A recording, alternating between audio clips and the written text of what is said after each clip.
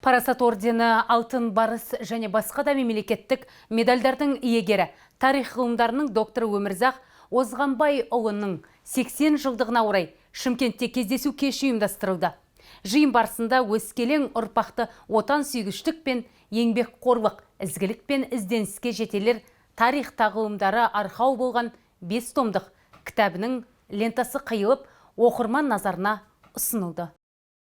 Әл-Фараби атындағы қалалық ғылыми әмбебап кітапханасында профессор, қоғам және саясат қайраткері, ардагерлер ұйымы республикалық қоғамдық бірлестігі орталығының төрағасы Өмірзақ Озғанбайұлы мерейлі 80 жасқа толуына орай зиялы қауым өкілдерімен кездесті. Қайраткерлік қасиетімен ел дамуына қосқан сүбелі еңбегі ел есінде. Кездесу барысында Қазақстанның құрметті судьясы Бекет Тұрғараев сөз алып, ел ағасының елге жақын жанашыр азамат екенін тілге тиек етті. Қазақстанның көптеген облыстарында, батыс облыстары, Қызылорда, мына Астана басқа, Алматысы бар, басқасы бар. Жаңа мен спискіні көрдім, ана жерде жатқан. Тоқаевтан бастап, елдегі қарапайым шаруаға дейін Өмекеңнің адресіне алғыс жаудырып жатыр. Бұл деген сөз азаматтың ортасында, елдің ортасында шынайы абыройы бар екендігі.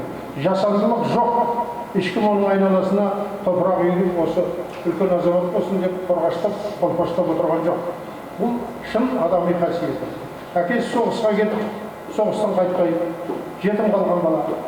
Түркменстанда, басқа жақта жұмыс істеп, бала кезін сояқта өткізіп, елге келіп мінекей, осыншама еңбек етіп. Әрбір қазақ азаматы еліне, халқына, жұртына осылай еңбек етсе, еңбек еткенін міндет етпейтін азамат. Біз бір кітап жаза салдық, кітабын шығарып, анағыл деп біреулерге міндет етіп жататын азаматтарды білеміз. Бірақ бұл кісі ешкімге міндет жоқ. Тапса жақсы сөз.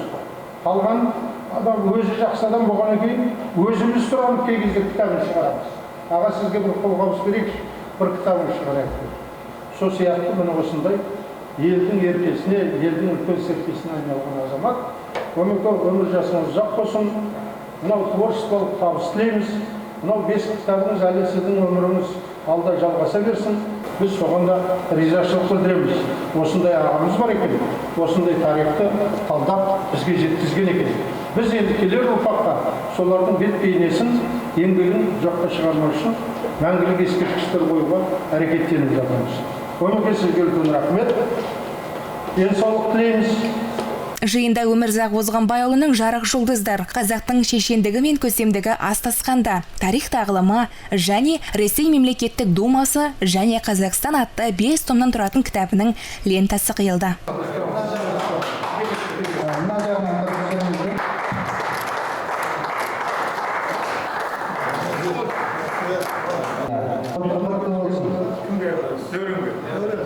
Жалпы саны 500 таралымен жарыққа шыққан көп томды кітапта толқындаған ұлы дүрмектен, нәубетті заманнан сүрінбей, тарихи ғұмырнамасын жазып келе жатқан қазақ халқының қайсарлығы, өткені мен бүгіні баяндалған. Архивтік түп деректерді зерттеп, зерделей келе жазылған еңбекте автор 1905-1917 жылдар аралығындағы Ресей еліндегі демократиялық өзгерістер мен қазақ зиялыларының туған елін езгіден құтқару жолындағы тарихи күресін жан-жақта ашық көрсете білген.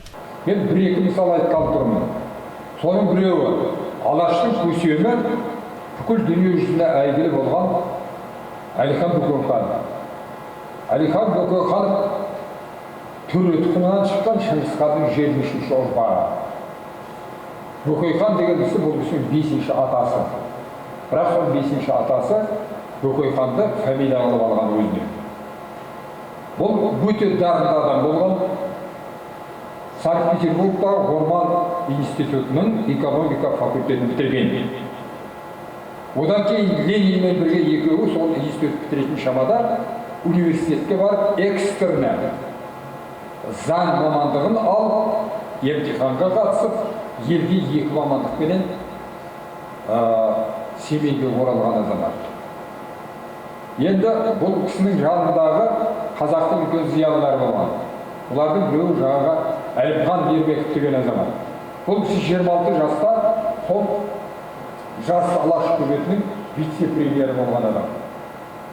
Бұл кісі үлкен ұлы істерге қатысқан адам. Оның біреуі Әлімхан Бөкейхановқа баға берген. Әлихан Бөкейханов қандай адам дегенде ол былай деп жауап берген. Тоқырауыл өзені Балқашқа құяды. Біздің онымыз жиналғанда Тоқырауыл өзеніндейміз. Ал Әлекең сол барлық суға ие болып жатқан Балқаш сияқты дария ғой. Білімі де дария ғой деген. Сол Әлімхан қазақ тарихында ұмытылмайтын үлкен қадам жасаған адам. Келелі кездесуге келген зиялы қауым өкілдері жиын соңында сөз алып, жаңа кітап туралы өз ойларымен бөлісті. Сондай-ақ ел ағасының 80 жасқа толуымен ізгі тілектерін жолдап, естелікке суретке түсті. Айкермек Ізбек, Нұрберік Тұрғын, Айғақ телеарнасының жаңалықтар қызметі.